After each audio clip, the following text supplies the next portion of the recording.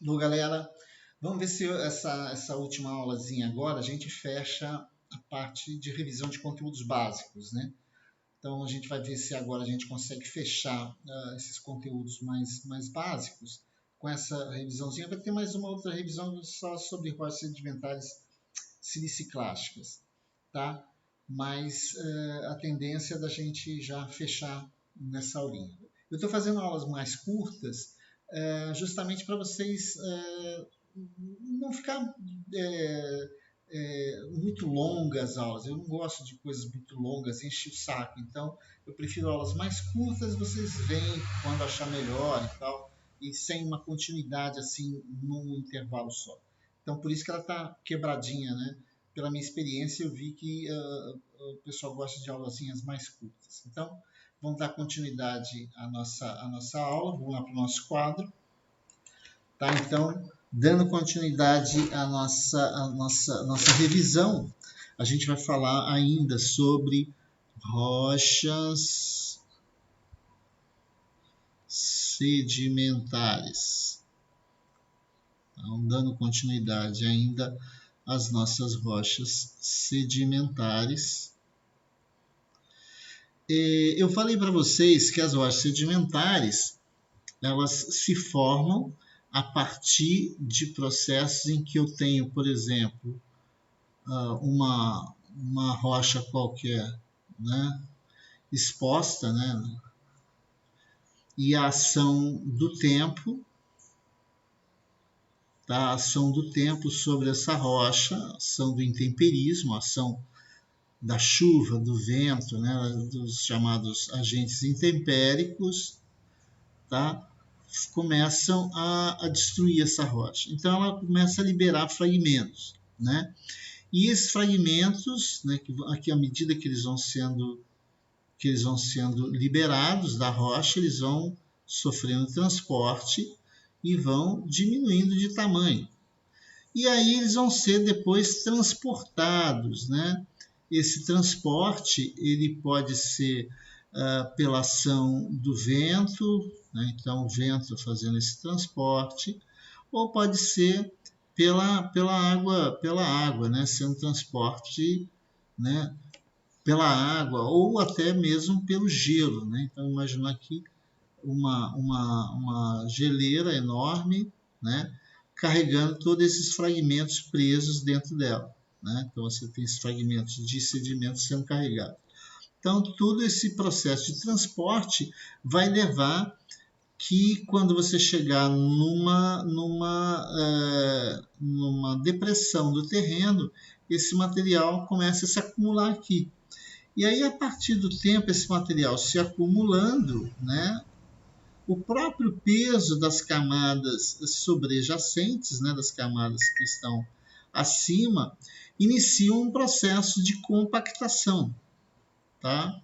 Então, esse processo de compactação que transforma o sedimento numa rocha sedimentar, então, os processos que vão levar essa transformação do sedimento em rocha, uma rocha sedimentar, esse processo é conhecido como diagênese.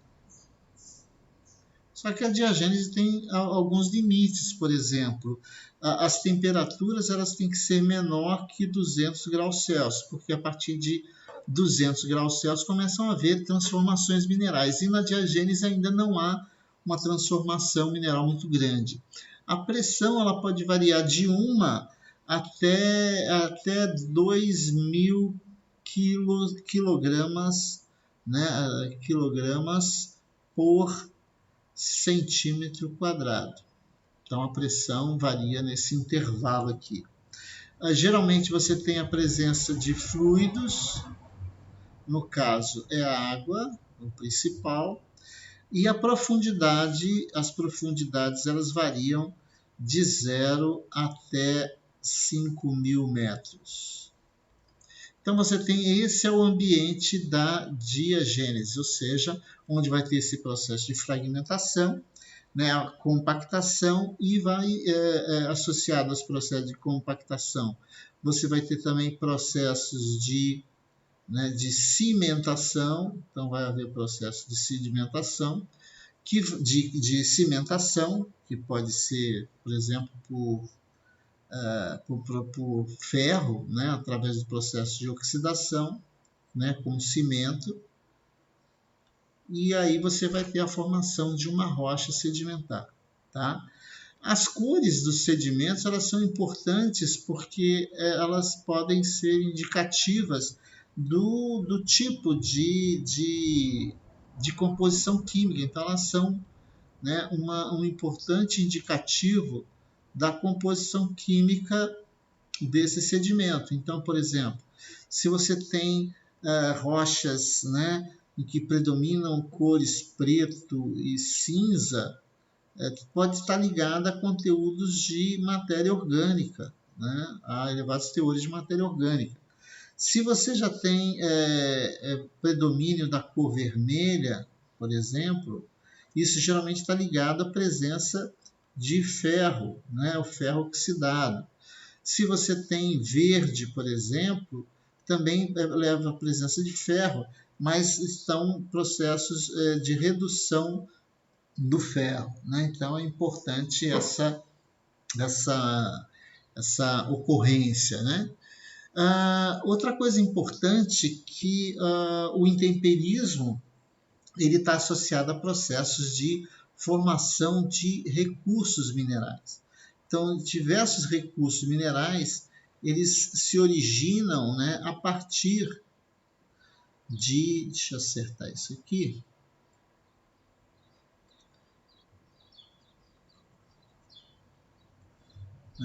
Acertar isso aqui.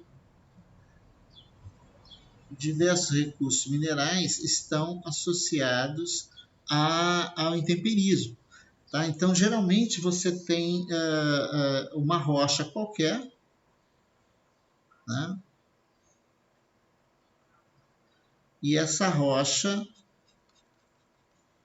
ela é intemperizada. Então, existe uma tendência de serem transportados aqueles elementos que são mais móveis, ou seja, que têm uma mobilidade, que são facilmente dissolvidos e transformados.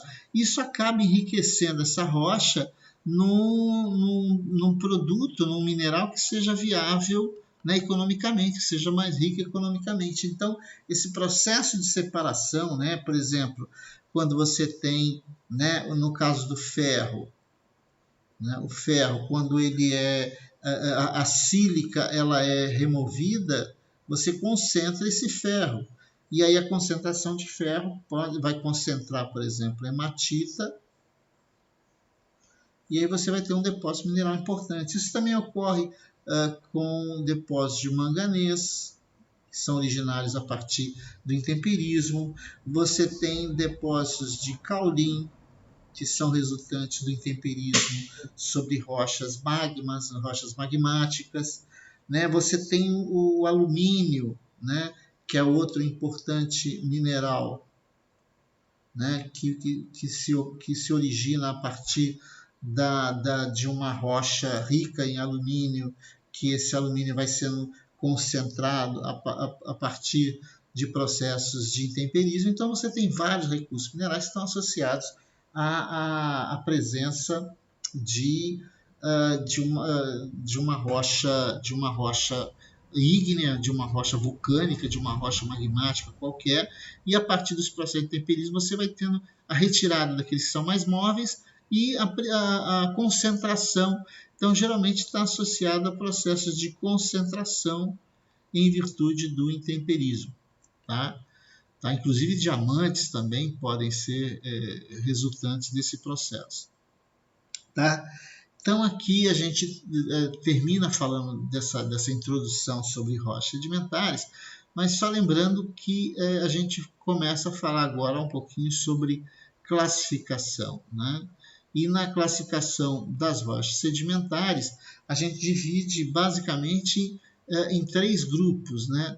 Aquelas que a gente chama de siliciclásticas, o próprio nome está falando, são clásticos, fragmentos de sílica, ou seja, são rochas sedimentares detríticas, né? As rochas sedimentares carbonáticas, que representam uma quantidade menor, mas extremamente importante, são aquelas que são formadas por carbonatos, né? E as rochas sedimentares químicas, né? As rochas sedimentares químicas não carbonáticas, tá? E até algumas que são orgânicas, não carbonáticas, tá? Que a gente vai falar também na próxima aula, tá? Então, nesse processo de formação das rochas, né? Só lembrando então que a gente já falou desde a primeira aula, né? Dessa revisão. Na primeira aula a gente falou sobre a origem das rochas sedimentares. As rochas sedimentares se originam a partir da destruição de outras rochas ou acumulação de restos de organismos, né? De organismos que morreram e foram se depositando numa depressão qualquer. Depois nós falamos sobre a importância das rochas sedimentares como fonte de recursos minerais importantíssimos.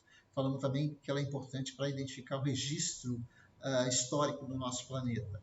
Depois nós falamos sobre textura das rochas sedimentares, sobre a classificação das rochas sedimentares, que a gente classifica em função do tamanho dos grãos, do diâmetro dos grãos.